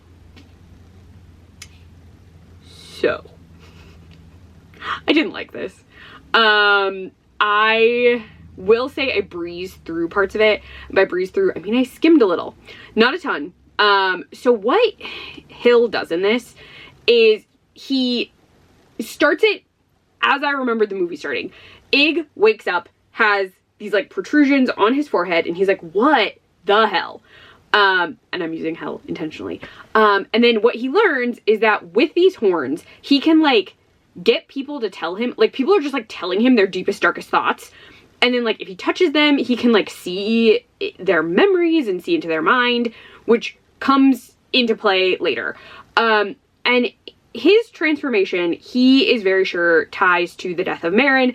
And he's like, he has been accused, but there was no way to, like, actually say he had committed the crime. And he didn't. He did not commit the crime. But everyone in town hates him, except, oh, what is her name? Glenna? I think it's Glenna. She is actually still very kind to him, and so is his brother. I'm not going to tell you too much more about relationships in here, because with his horns, Ig begins to realize what actually happened, and other things. And as he is now taking on the persona of the devil, he's like, the devil and God agree at a certain point that like, it gets very theological in certain parts, but basically he's like, I now have horns and can do things, and I'm gonna find the person that killed Marin, and I'm gonna kill whoever that is. And that's basically what this book is. But we find out who did it. We then spend time in that person's brain and in some flashbacks and in some scenes with Marin and trash person. That's all I'm gonna say. Ig is coping with grief, not doing great. also like does some things that are questionable when he's like, well, everyone's terrible and everyone hates me. So yeah. I will say, sweet ending. Gives us a cute ending, which I did not expect. The issue I have with this, and I understand, I assume everyone knows that Joe Hill is Stephen King's child. When I read Nosferatu, that's just what I'm gonna call it, sorry if I'm saying it wrong, I was like, oh, this is his it. Like, this was basically his it, is how I perceived it. This, I don't have a direct comparison for, admittedly, don't know. But he does this thing that his father does, where the ending is just prior to the cute thing, which seems out of character and vaguely almost made me think of the Riley Sager book, Middle of the Night. Has nothing to do, like, they're not the same, like, at all. But I was like, Riley Sager? But he does a thing where, like, things suddenly get very, like, timey-wimey, wibbly-wobbly, eggs doing things that don't make sense, but also, like, do, because now he's possibly a god. It just gets weird. And I was like, this happens in, like, I'm trying to think, like, it just gets goofy. Like, the ending doesn't stick the landing for me, and I feel like that happens to me a bit with Stephen King books. It just, like, something in his writing style, in the ones that I have read, the ending is just kind of like, and stuff is happening, and now it's over. And I'm like, I don't understand, but okay. Oh my god, The Shining ending. This ending makes me think of The Shining ending. That's what it is. That's what it is. That's what it is. I was like, there is a Stephen King book you were thinking of. It's The Frickin' Shining. That's it. It's not that close. It's not that similar. It really is not. But the way it's set up, The Shining, that's what it was. Oh my gosh. Okay. Yes. So I've read this. I do want to take a photo with it just for the sake of my horns, which are over there. I want to take a photo with the book while wearing the horns. Outside. Not today. I will do that tomorrow. Because I need an inner winter setting and it's snowy. So that's my plan. But I'll do that tomorrow before work when it's like sunny enough. And then I can warm up after that. So that's the plan. But after this, I'm adding this to the small unhaul pile I have going back here. There are some books recently that I've read, did not like. Gonna find a way to either little library them, or maybe I'll do blind date with books. I haven't decided what to do with them, but I'm not keeping them. I'm not keeping this, which is super annoying because I've been carting this book around for years. Like, I have had this since before I met Krista. And we have been together for a long time. Like, I'm just like, you have had this book for so long and you don't like it. So, no, not a fan. Did like Nosferatu. Don't like this.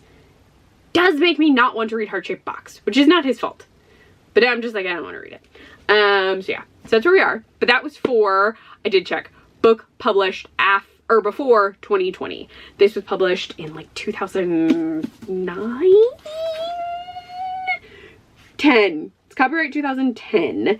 And then it also says the cover is Devil Ornament copyright 2009. That's so interesting. But this does say copyright 2010, so I'm assuming this was published in 2010 and then whatever copyright they're talking about was prior to the book. But yeah, so there's that. The next book I'm going to start, I will try and start it a little bit tonight even though I'm kind of tired, is Summer of the Monsters by David Sodergren, because then I can listen to Her Majesty's Royal Coven during work tomorrow. That's the plan. That's the goal. Next book we're moving on to is on Kindle Unlimited. And I'm very interested. I'm looking forward to it. But yeah, so that's the next book. I am very proud that I got this one done today. Because the more I was reading it, the more I was like, oh no, I don't like this. It's a good idea. Like, I like the premise of it. Kind of like getting revenge. Is it vengeance? Revenge? Doesn't matter in this situation. But like, getting, I think it is vengeance, on behalf of someone you love. And so I'm like, I like that idea. I just disliked how the story unfolded. I would have been fine getting less time with the character we find out is to blame. I didn't need all that. I just need to know that that person was trash. And I got that very quickly. Yes, that's it. I'm not gonna keep talking about horns. Yeah, so the next time I'll update you on a book thing, it will be the Summer of the Monsters, I think is the title. I will verify that, but I'm pretty sure that's it. I just know it's the David Sodergren book.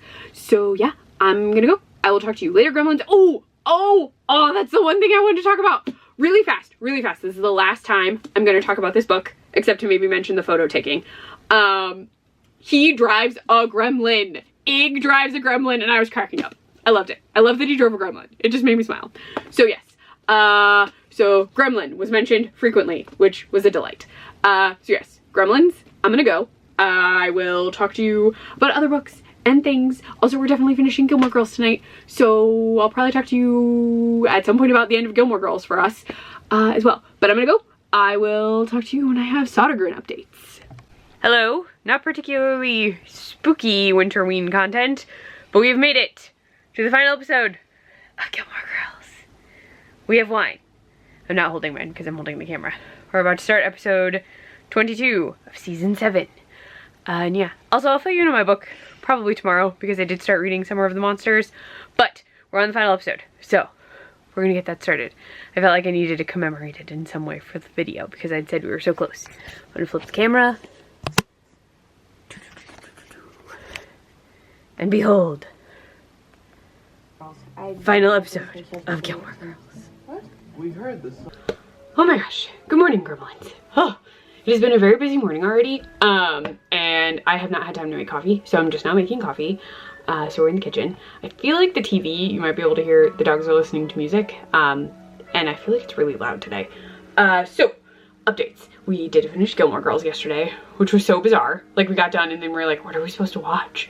So we did finish Shrinking because we were behind, and we watched the latest episode of Dexter Original Sin, which I have theories. I've had thoughts on the show because there have been some goofy continuity errors with props that have driven me a little nuts. But I have a theory about the show that I feel like they're being a little heavy-handed about. And I don't know if it's supposed to be that we're in Dexter's mind while he's in a coma and that's why that's happening, or if it's like an actual thing they wanted to, I don't know. I'm not gonna get into that, but those are the things we watch. It's just so strange that we're done with Gilmore Girls. I'm using my Luke's cup today because I'm like, I can't believe it. I cannot believe we're done with Gilmore Girls. So, updates on books. I have this page. It's just gonna be a white page. This is the Summer of the Monsters book. I am 44% of the way in. I'm on chapter 15. And without, sorry, spoiling anything, the description I will give you is we are in Scotland, and Lucy, I forget what year she gets this, it's sometime in the future, gets a letter from her father that basically is like, I'm dying, you need to come back. And then we jump back in time to 1996, like the summer of 96, which is fun because my brother and sister were born in the summer of 96. And we are like learning why they were ever in this place to begin with. Now, I can't remember the name of the town, and they're not actually in the town. They're like in the woods outside of the town in this house that is like mysteriously abandoned. So the house is put up for sale, but no one is there. Like, people left all their stuff. They're just gone. Like, there's food still there, there's clothes still there, there's books, like everything is still in this house. And they're living there, and we know something is up. There's this rumor that the kid who used to live in the house was killed by the monsters, but no one knows what the monsters are, and his family ran. So that's what we've got. That's all we know. You know there are monsters, so I feel like that's not really spoilery. And then that's really all I can tell you. We have seen some things, stuff has happened. This one feels a touch almost YA. So our main character in the flashbacks is 16, and she just started at a new school because they've moved to this area, and people are like bullying her, and like she's dealing with a lot of school drama, and then also weird things are going on. And like I almost want to say it feels more YA. It might, hey, get out of the window. Bing's climbed on top of the thing to look out the window, and if he climbs up on top of the soda stream, he will flip it over, and everything around it, which I don't even know where that's still there. We like never use it, but we have one, and he stands on it. So I think that's it for that. Also, her father is a writer. I just wanted to throw that in. And there's a reference to Maggie's grave, which was fun. I won't tell you what that reference is. There just is one. So yeah, I'm enjoying it. I breezed through the first 44%. So honestly, I think I can finish this during my lunch break, or like pretty close. So I probably won't update you again until I finished it. I feel like I can finish it during my lunch. Like I can just knock this out and I'll be done, and then I'll only have one book left. And that one's an audiobook. It's the Her Majesty's Royal Coven book, which is supposed to be my book in the dark, even though I wound up reading House of Leaves in the dark too. That thing is just so big. Like it just wound up happening because I need to finish it. So I still have that one, almost done with this. I'll update you when I finish Summer of the Monsters. And then I might just toss on the audiobook, dim the lights in my office, and start it so it's in the dark. Yeah, because I'm ending tomorrow. I had to start a day early, so I'm ending a day early. So I'm ending on the 15th, but I have all of the 15th to finish Her Majesty's Royal Coven and all of today to finish this. So I think I'm good on time. I have a super, super busy work day tomorrow. So I know that the audiobook is the best idea because I have stuff I have to do almost back to back. There's like a 2-hour gap in between, but I have those like meeting-y things, and then I have just general like my work. So I will be very busy, but I'm gonna get my coffee. I'm gonna head upstairs, and right now I can't really do anything. I have stuff I gotta do, but I will read during lunch and I will catch you up after. Bye gremlins for now. Hello. Oh my gosh, I hear a siren in the distance. There's a fire department nearby. Sometimes there are sirens. Okay, so I am here. It is after lunch. I have not shown you my cool shirt. So this is a Sleepy Hollow shirt from Blackcraft. I got it during like a sale a couple of years ago. I got this because eventually Krista and I want to go to Sleepy Hollow. I got a Salem one that you've seen. I have a Krampus. Well, it's like Krampus. Like it's a cat with horns and super cute. And I have one for their coffee shop because the coffee shop is new and I didn't get to go, and eventually I want to go. And it's like a tea stainy looking shirt. It's really cozy. But I decided to wear this today because I felt like Sleepy Hollow fit the vibe of Summer of the Monsters. Since there are monsters and it's like a legend kind of in the town. I did finish it. I told you I'd finish it during lunch. So yes, let's see. So the story does pick up a little bit of gore level. I will say this one feels sweeter. Like it's almost an homage, I feel like, to like summer as a kid. Like there's some swimming, there's a crush, there's like moving on after a tragedy. Like there's a lot of things that make me think of like very nostalgic-y kid movies. And then there's a character introduced. I'm not going to get into it because the character kind of plays into the monsters. I don't want to reveal anything about them. But this character gets introduced, and oddly enough, I have never seen this movie. Never. I've never seen it in my life. But Harry and the Hendersons, where they like bring in this like Bigfoot-esque character, something about just like what I know of that movie, like something in here, I was like, oh, and I was like thinking of that, and I don't know why, but it gave me like nostalgic 90s kid vibes. I will say I enjoyed it. I feel like if you like Goosebumps, want Goosebumps to be gorier, this would be perfect. If you've read The Forgotten Island, I think the monsters in that will seem slightly similar to these ones, which is not bad. I just like, it's been a minute since I read that one, but like they seemed similar, but they are more like, they're 90s-ified. I feel like a lot of this is just very like 90s summer. Like it just wants you to feel nostalgic. And then also there is a lot of chaotic gore. Less gory than a lot of his other stuff, which is why I'm getting that like YA feel, I think. There is some intense gore, like some moments are very gory, but still like I feel like it felt less gory than some of his other ones. So if you're not super into gore, or if you are a 90s kid and you want to like dip your toe in, I would say start with this one. He, in the author's note, said that he wrote this concurrently with a super gory book that's coming out later, but he didn't want to release them. He decided not to release them at the same time. And this is his first book released after becoming a full-time author. Apparently he had another job and he like announced it in this. And some of the things in this book are actually inspired by real things. He explains that in the author's note too. And I won't tell you which things, but there are some pictures and it's very fun.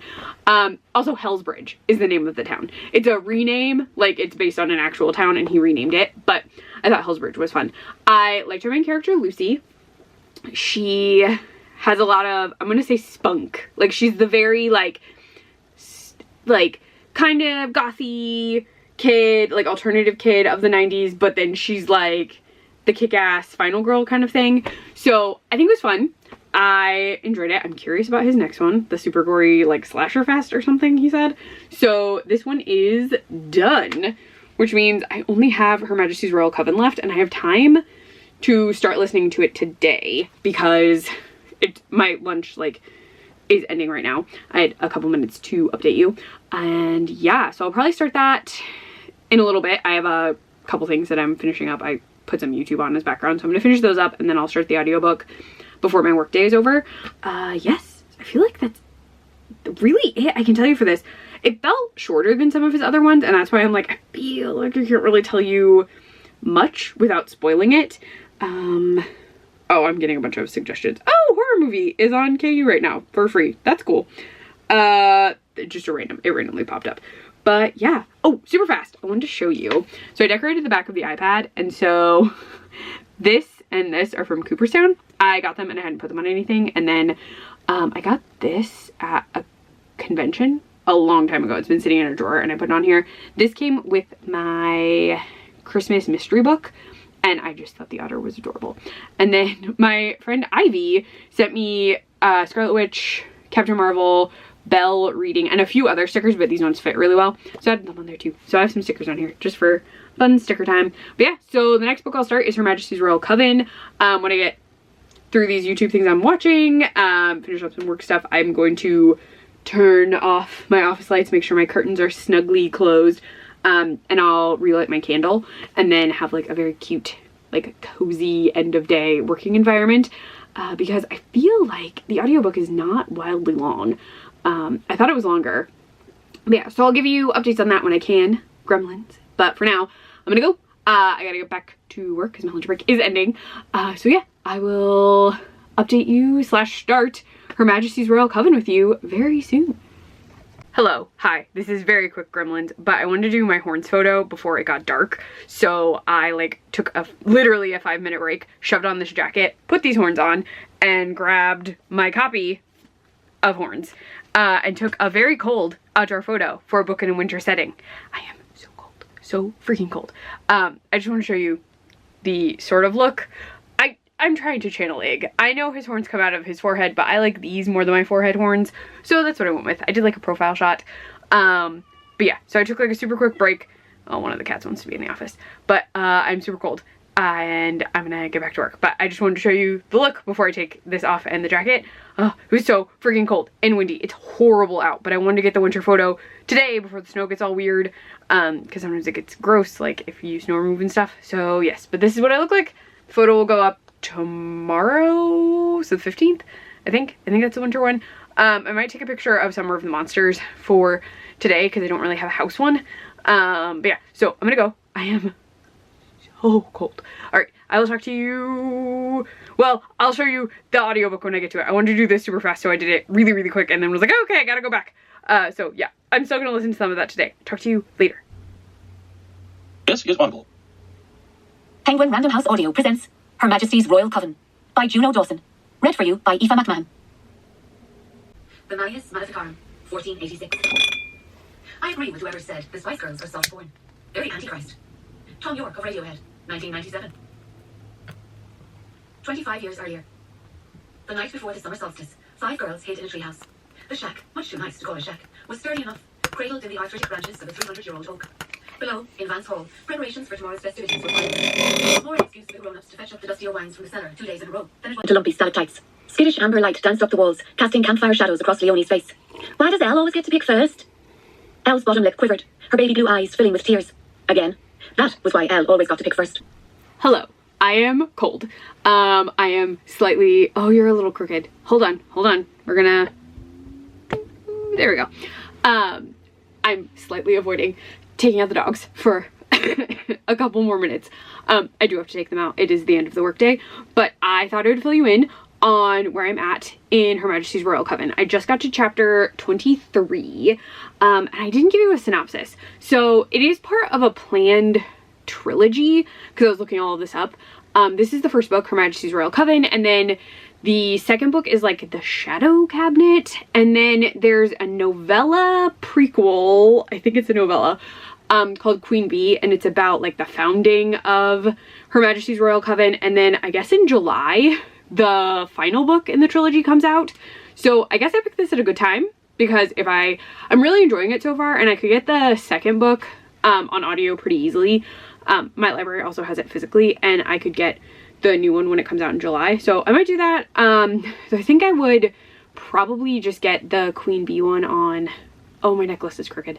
You can't tell, it's under my shirt, but it's crooked. The Queen Bee one, like for my library if it's really short. But description of the book we're on, Her Majesty's Royal Coven.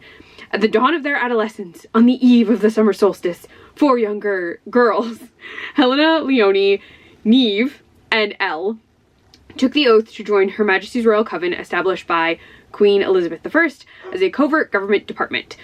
We then jump decades later, and the only one who is still in Her Majesty's Royal Coven is Helena, who is the reigning high priestess of the organization. But she winds up having to sort of lean on her friends to help with something that's going on. So Elle just kind of wants to be like a housewife. She does not want to be a witch. She wasn't really interested in it. Her line's powers were dormant or something. So like she just kind of wants to be a normal person. They have an actual name, but like a normal person. Then Neve had become a country vet and has been using her powers to heal animals, but she's also very powerful. I'm not going to get into that too much more, but she has additional powers besides like being able to calm an animal. And then Leonie actually kind of defected. So the other two are not actively in Her Majesty's Royal Coven, like they previously served but are no longer in it. Leonie actually started her own inclusive and intersectional coven called the Diaspora. And like Helena really does not like that, but the Diaspora is supposed to be more open to people of color who are witches or warlocks. And that's really what it is. Other people can join as well, but a lot of it is that this is in the UK, and they feel like only certain types of magic were accepted. So the Diaspora is supposed to allow you to practice different things and be a part of a coven without adhering to all of the like regulations of Her Majesty's Royal Coven and the like designated types of witchcraft that are allowed under it. So there's a big problem in that a young warlock with extraordinary capabilities has been captured and seems to threaten the entire existence of Her Majesty's Royal Coven. There are conflicting beliefs over what to do, and the 4 friends must decide where their loyalties lie, with preserving tradition or doing what is right. So that's where we are so far. There's also a mention of a 5th person, but I won't get into it because I just got to like a big reveal for how that worked. The book has been really, really good. Sorry, I'm so cold. I'm very into it. It reminds me a lot of Fort Salem, though I believe this predates the show Fort Salem, and Fort Salem is set in the US. But it's a lot of like witchcraft is a huge deal, but like the women of Her Majesty's Royal Coven and witchcraft in general is sort of kept away from humanity. At some point they did learn about it, or those who have learned about it, it's very minimal. And they've tried to ensure that people don't really know that witches exist. And beyond that, warlocks do exist, but they're considered less than witches, and that has caused issues. There's discussion of a civil war in here, involving, yeah, they called it a civil war, between sort of warlocks and witches and those who wished Her Majesty's Royal Coven not to exist.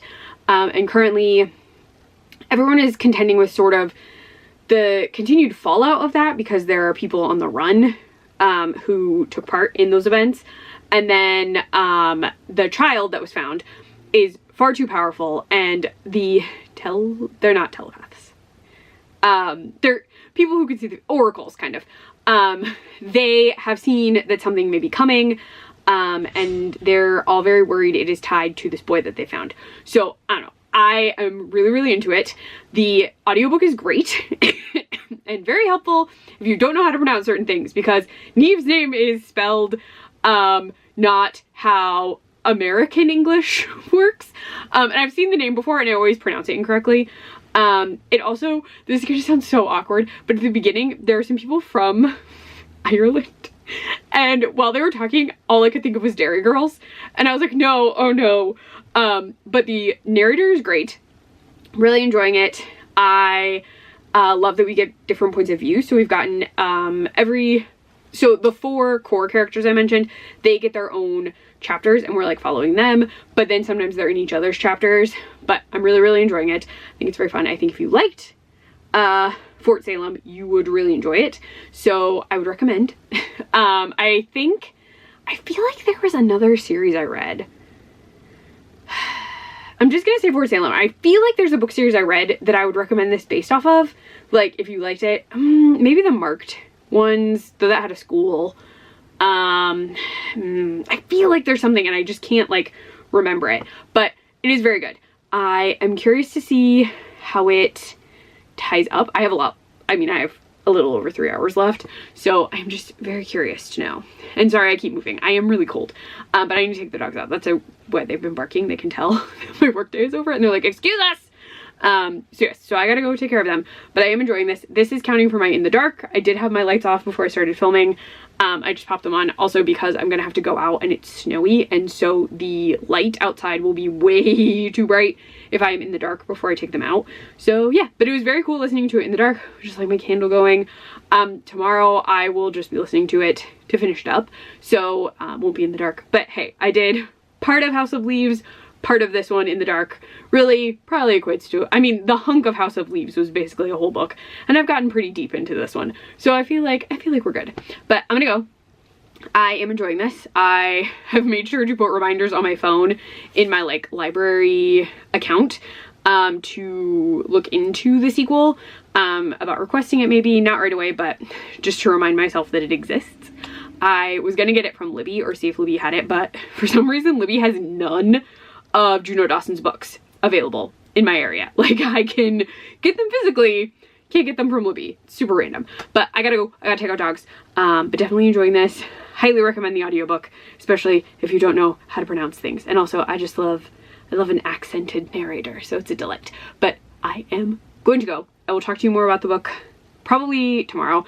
Krista has court, but I'm gonna be doing dishes, cooking dinner, hanging with the dogs, so I will probably play some of this while I'm doing kitchen things, but I'm not gonna record anything more. So I'll talk to you in the morning of what will be a very, very busy day for me. But should be very chill for you. You're just gonna get to hear me talk about the rest of this book and tie up this vlog basically. But yes, so Winterween is going very, very well. I am not going to get into any of the movies, I don't think, that I was hoping to, just because I know Krista's not gonna want to watch The Substance, and I think I'm gonna try and convince her to watch Her Monster in February, because we sometimes watch like horror-y stuff around Valentine's Day. So I might see if she wants to do that. But I'm gonna go. I'm cold. But I gotta get a coat on, I gotta feed dogs, I gotta take them out. And I will talk to you tomorrow when I get back into Her Majesty's Royal Coven and Winterween vlogging. So talk to you in a bit, gremlins. We hope you have enjoyed this unabridged production of Her Majesty's Royal Coven by Juno Dawson. This program was directed by Ali Muirden. Executive producer, Matty Argyropoulos. Edited by JSR Post LLC. Text copyright 2022 by Juno Dawson. Production copyright 2022. Penguin Random House LLC. All rights reserved. Hello. Oh my gosh. This is the first actual check-in of the day. I've actually been on camera already. The day has been wildly busy. I had meetings for work. I have been doing a ton of stuff. I literally just went to lunch, like hit the button to mark that I am at lunch, and I finished Her Majesty's Royal Coven, which means pulling it out. Hold on. Working on it. Where's my little check thing? Ta-da! Winterween. Show it there. And then pew, checked. Ta-da! All of Winterween completed. so that is Winterween. I do need to fill you in a little without spoiling things, which is going to be so freaking hard. So I loved it. The ending, chaos. So many things. Epic witch fighting, big reveal. Oh my gosh, it was so good. I just got a new credit on Audible, so I got the second book. I'm not going to listen to it for a little bit because I have plans for the rest of this month, but if I finish those early, I will start it before the month is over. Probably won't vlog it because I feel like it's impossible not to spoil a second book in this situation. So, yeah. So I have that. I also got Grady Hendrix's book, so I have 2 witchy books. May or may not get to that before the month is over. May hold on to it for a little while. I don't know yet, but it was so good. I was blown away. The acknowledgements were great. I am very curious to see what happens next. So I do really want to start the next one, but I know I can't because I have stuff that I'm doing as a planned vlog that I made up myself, but I have the books for it, so I can't like push it off because they're library books. So yes, I highly recommend Her Majesty's Royal Coven. Oh, of the books I read. Okay, so going from like least to best. I don't even know if I can do that. I don't think I'm gonna rank them. Sometimes I do that. I used to do that in some videos. I will say definitely not reading Horns again. No, I'm getting rid of that book. It was not pleasant. My photo for it, super fun. But just did not like that book at all. Which, it was the only book photo that had my face in it, so I'm posting it on Instagram, but the book was not a good time. Really enjoyed Guillotine. That was fun. Really enjoyed Her Majesty's Royal Coven. I love a witchy book, and this one was just so like well done. It was so much fun. Oh gosh, Summer of the Monsters was very fun. Did enjoy. Gave me that like YA horror feel, which is good. I'm not like, it just gave me YA vibes, which I think is fun and shows like diversity in writing. He was also working on like a creepier book that's coming out, like a more slashery one, so I am very curious to see that one when it comes out later this year, I think. What else did I read? Oh my gosh, why can't I remember things? Oh, and House of Leaves, duh. House of Leaves was a very interesting reread because I did remember some things, but like, I didn't need that much from Johnny. Johnny could have kept his mouth shut a touch. Really just in terms of like, very gross situations that I did not need. Like, I didn't need all of his internal thoughts about women. I didn't need to know his ins and outs with events with women. Just didn't need that. But it is still a good book. Like, I enjoyed it, just wish some of it wasn't there. So yeah, I had an incredible Winterween. The only book I really didn't like was Horns. So yeah, how was your Winterween? Let me know what you read, favorites, least favorites, all that jazz, gremlins. I would love to know. But I'm gonna go. The dogs are barking. And I just need to go down. It's been super loud out. I don't know what is going on, and so they're barking at everything. So I'm gonna go. I'm gonna try and talk over them, admittedly, because I'm not stopping, because who knows when they'll stop barking? Who knows? If you like this video, please give it a thumbs up. If you want to see more of me, please subscribe. Then you can find out about the mystery video that is coming after this one. What else? I'm also on Instagram at Cliff Go Ever After, same as this channel. But I'm gonna go and see what's up with the dogs. So I will talk to you later, gremlins.